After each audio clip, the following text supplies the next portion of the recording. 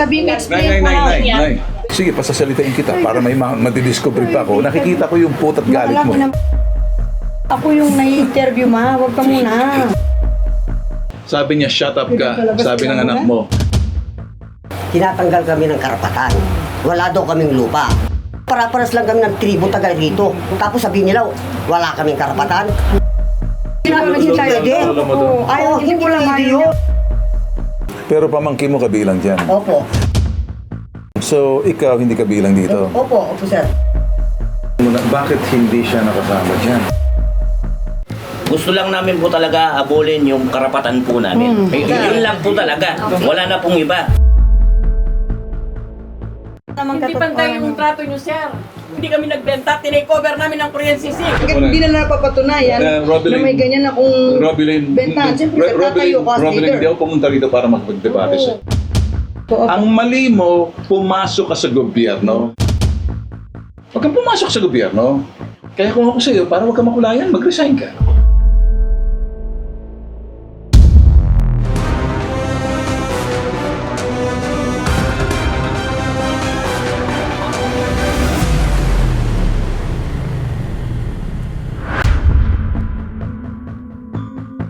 Nagkaroon ng problema ngayon yung lupa nung pumasok na yung mga investor. Kasi yung mga ibang kapwa namin katutubo ay nagkaroon ng self-interest. Pati yung lupa namin, inaangkin na nila. Binayaran po yung mga aming leader na hindi po nakarating sa amin po yung pera. Katulad yung lupain namin doon. Puwersa pa kami yung pinaalis na tinakot ba. Pag hindi ninyo kanya, siyempre, Kapalit ang buhay, bro. Yan po, nakikita niyo sa camera. Hindi sa kanila yung lupa. Sa mga sibal yan. Na yan, binenta nila sa Koreano na yan. Sila po nagbenta doon sa Koreano ng 2 milyon. Alam ba rin ng CIP nangyayari na tuwa-pasok po ng Korea pagkatas binibili ang mga lupain niya? Alam po, sir. Tinalikuran ang inyong karapatan, kapakanan at inyong kalagayan dahil lamang sa pera. Self-interest po yung ginagawa niya. Okay. Walang magsasalita sa inyo na papasok kami at manghihimasok kami. Si CIP yan namatag ka, magsasurveillance ka na. Aalamin namin kung ano yung totoong pangyayari para makita namin katotohanan. May lanta dito para matigay ito si Korean Rocket. Okay? We now question the qualification ng IPMR ninyo because we heard a lot of other things. Bakit siya pumupunta ng Korea? Because Korea is basically an interest dyan sa sinasabi natin. Yes, sir. Land na yan. Kanino accountable itong IPMR ninyo? Pag nakaupo na po sila, DILG. DILG. Well, in that case, therefore, the toothless kayo dito. Okay lang yung IPMR, pero they should not be a government official. Conflict of interest na yan. Pwede ba ito i-amend, revisit ulit para mapalakas at wala nang interference sa DILG magkaroon ng self-determination? Yes, sir. Actually, sa... Well, you do it fast kasi baka maubos na yung land dyan dahil pinamumugaran na kayo ng sindikato. Sa ngalan ng patas na pamamahayag, inimbitahan ng bitag sa opisina ng NCIP Region 3 ang inirereklamong IPMR na si Ruvelaine Margarito para marinig ang kanyang panig. Sa halip, nagmatigas itong gawin ng interview sa kanyang opisina sa Mabalacat, Pampanga dahil nadihado raw si Ruvelaine sa ipinalabas ng bitag. Hindi ko gagawin yun, sir. Magbenta ako ng lupa. Hindi ako nakikipagdebate sa iyo. Alam mo ba na yung sinasabi mo, inaakusahan ka ng kapwa mo mga katutubo? Sagutin mo. Dapat ikaw, rumispeto ka, magbigay ka ng kortesiya sa NCIP dyan sa region. Opo, sir. Opo, sir. O bakit ayaw mo magpakita roon ngayon? Magkakandak sila ng motopropy investigation. Hindi naman po, sir, sa ayaw magpakita, sir. Nakala ko kasi pupunta, kaya pupunta mismo ako. Kasi sa region ako pumunta, pero kung pinabababa mo ako sa barangay, pwede rin naman. Kung gusto mo papuntahin sa Office of the Governor, pwede nga tayo sa Palasyo, pwede tayo sa Senado. Wala namang problema sa akin, kahit saan mo gusto, okay lang naman ako sa akin, basta't magkaroon tayo ng linaw at hindi tayo nagdedebate. Importante mo alang-alang sa kapwa mo mga katutubo, pupuntahan kita, magpapakita ka.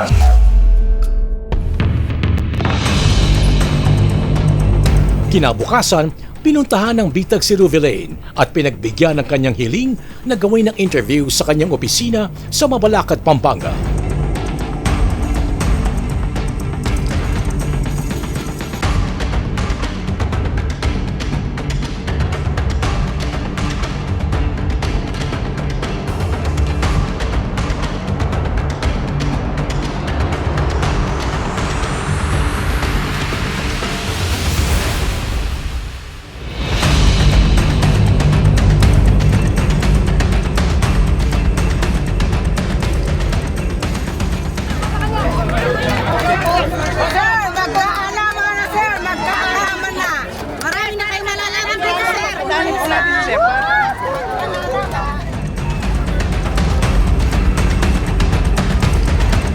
Dumalo sa pagpupulong ang mga opisyales ng NCIP at DILG Region 3. Kasama rin ng bitag ang BMUI at non-government organization na IBMI.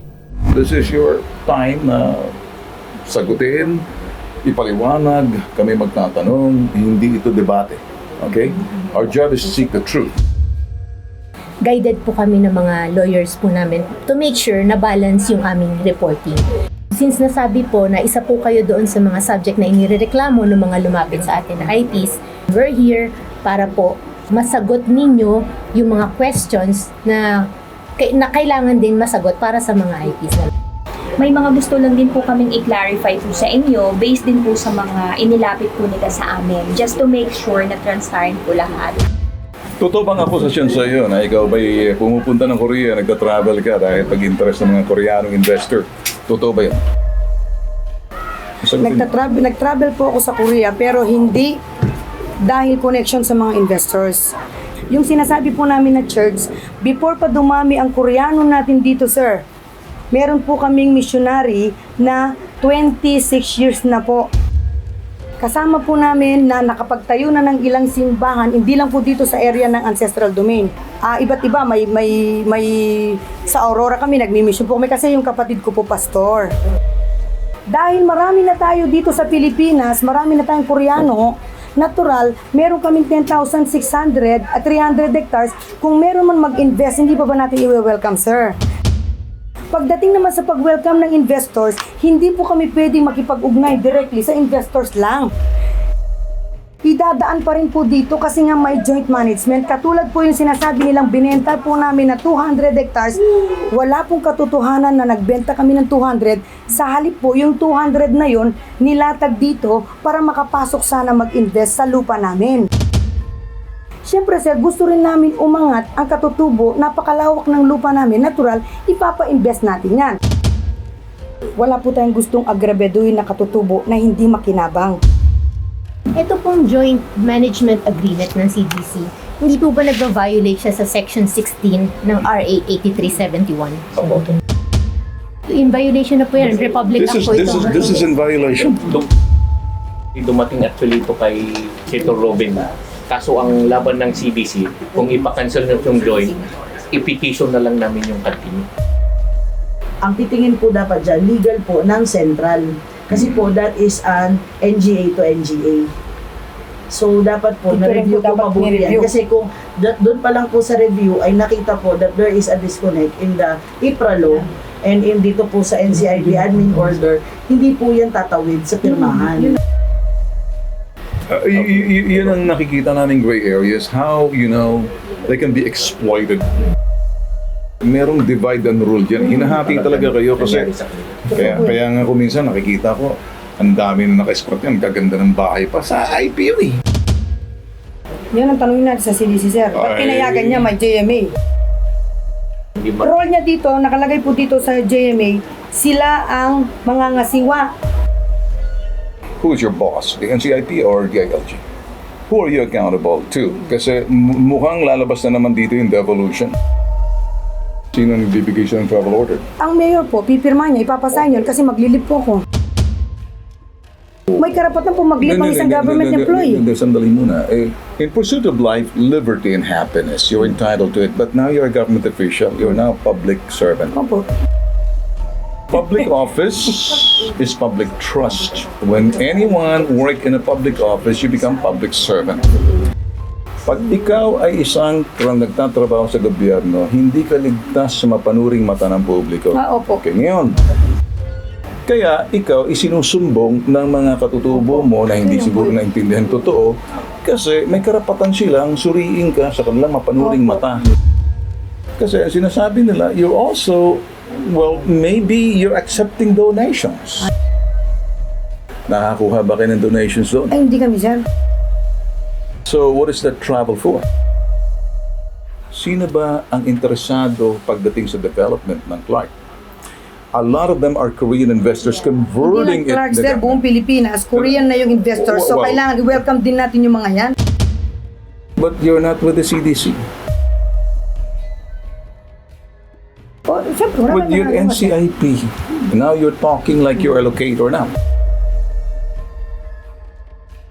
Ilang beses ka nagtatravel papuntang South Korea? Isang beses lang ako nag-travel, yung ano lang, sir. Kailan ang pinakahuli? Nung 2023, 2022. Wala namang masama roon. Wala na talaga mas. And nobody can question you that. Okay. But then again, but you're a public official. Kaya, ang point ng mga tao, kung pumupunta ka ng South Korea, naglo-locate ka ng mga investors, yun ang pananaw nila. By Hindi na natin masasaklo yung kaisipan nila, sir. Kung ganyan yung kaisipan nila, wala tayong magagawa. Just listen. Because kung ikaw pinakikinggan ngayon sa publiko ng ganyan, you're justifying something na hindi mo natutugunan yung sagot na kinakailangan. Tutugunan, sir. Tingnan mo ang isip ng tao. Opo. Ang mali mo, pumasok ka sa gobyerno. Huwag kang pumasok sa gobyerno. Kasi kung ikay ordinary ita lang, walang makikialam sa'yo eh. Kasi in the government comes influence and power. Resign sa IPMR. Then live a normal life. And nobody can accuse you because you're not a public official. Hindi mo ba alam yung pagiging IPMR mo, napakalaking katungkulan yan? Anong katungkulan mo dyan? NCIP, LGU, Korea, CDC. Makukulayan ka. Kaya kung ako sa'yo, para wag ka makulayan, mag-resign ka. Sa kalagitnaan ng diskusyon, biglang umatungal ang nanay ng inirereklamong IPMR na si Ruvelane na isa pala sa mga nakikinig sa aming interview. Hindi pantay yung trato nyo, sir. Hindi kami nagbenta, tinake-over namin ang Kuryente-CC. Imbestigahan mo yung CDC. Sandali. Nay, kung kayo nasasaktan, problema nyo doon sa katutubo ninyo eh. Ako yung nai-interview, ma. Huwag ka muna. Sabi niya, shut up ka. Sabi ng anak mo. Tutal, pumasok ka na, binigyan mo ako ng pagkakataon pang magsalita. Inaakusahan si Robilin, alaga, mga Koreano. Nagdo-donate din daw itong mga South Korean sa simbahan. Okay, ngayon, sana lang po, wala pong direct na pumapasok sa personal coffers nyo. Because that is a clear sign of conflict of interest and corruption as well. Hanggat hindi nila napapatunayan na may ganyan akong bentahan, siyempre tatayo ko as Robilin, leader. hindi ako pumunta rito para makipag-debate sa'yo. I asked you a question, you answer me, okay? I'm not here to discuss, I'm not here to engage debate with you, I'm not here to have an argument, I'm here to investigate. You answer the question, and when you answer the question, answerable by yes or no, or explain. But you do not defend, you don't engage debate with me. Do not do it. Just like what your mom is doing. Hayaan natin yung So the next time, because you're a public official, I rebuke you publicly. Yung IPMR po, nasa batas po na you are the representative of the underrepresented sector, marginalized sector. That's why siguro po, may nakikita po yung mga ibang katutubo po na possible conflict of interest nga. Dahil nga po ang investors is Korean dito.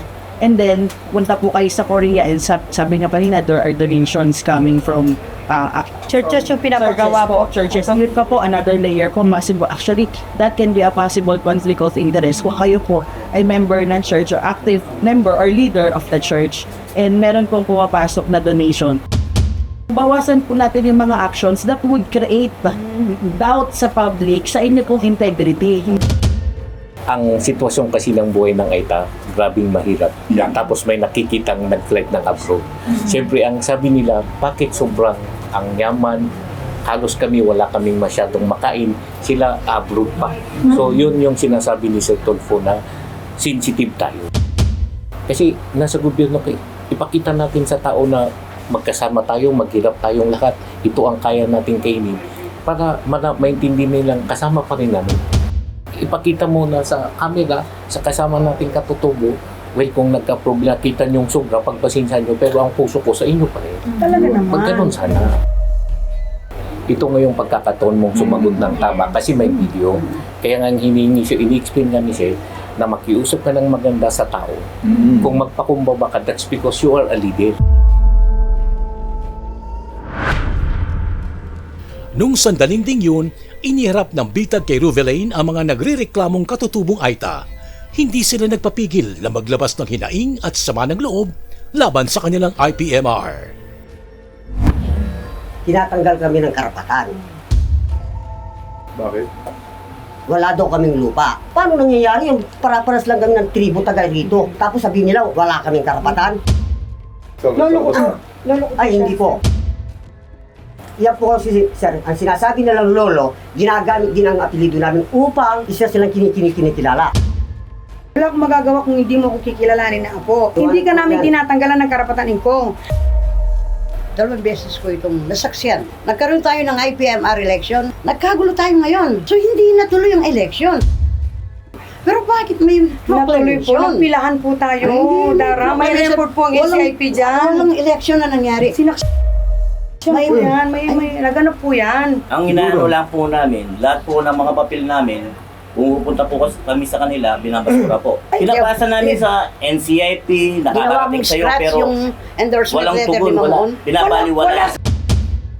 Kasi sir, ginawa niyang, ang tawag doon, scratch. Hindi na nire-recognize yung certification kasi Kasi ako nabastusan noon eh. Ito. Ginawa mo scratch yung butter pen. Nagkahiwalay tayo ng walang kaayusan. So kaya kami kakapa ngayon kung saan kami kakahit. Pud na sir, yung gulong namin sa kakapunta doon, walang nangyari sa amin magpasa hanggang ngayon. Ilang taon na po, wala pong tugon sa amin. Kumpleto po yung pinapasa namin ng requirements, pero wala pong tugon. Saka sir, meron pa po. Yung pong kay Pastor, yung bahay ni Pastor, tapos yung pong dito. Anong problema ron? Yun sir, hindi pa rin po na-claim sa amin yun. Kuya. So, parang yung lupa ng parang napunta ron kay Pastor Roldan. Roldan, ano yung Roldan? Serrano? Opo, Serrano. Kapatid ko po, Serrano. Totoo lang po. Gusto lang namin po talaga abulin yung karapatan po namin. Yun lang po talaga. Wala na pong iba. So, ganito na. Sandali.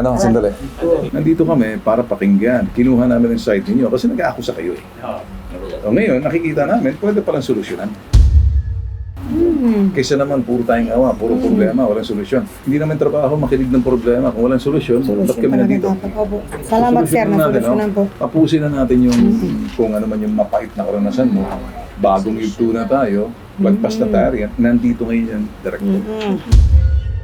Yan. Sana po sir, Oo, masisente. Testigo kami. Opo, Sinabi niya, ayan na sir. Hindi naman siguro magsisinungal ang camera namin. Opo sir. Okay, huwag ka na mag-alala. So, tapusin na natin to. Nandito lang naman kami, makakaabot naman sa amin kung nagpabaya siya, okay? Pag hindi niya ginawa ang trabaho niya, sumbong mo sa akin.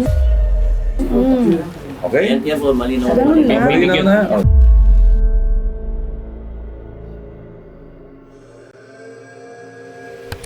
Sa nipuwersang tutugunan ng NCIP Region 3 at ng IPMR na si Ruvelane ang bawat reklamo at hinaing ng mga katutubong Aita.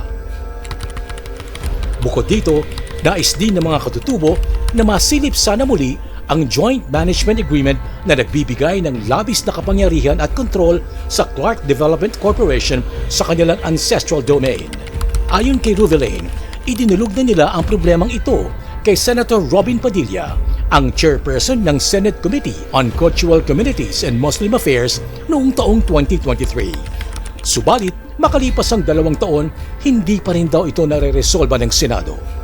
Sinubukan ng bitag makipag-ugnayan sa opisina ni Senator Padilla tungkol dito. Pero magpahanggang ngayon, wala pa rin silang sagot sa aming grupo. Ganun pa man, patuloy na tututukan ng bitag at IBMI NGO ang isyong ito.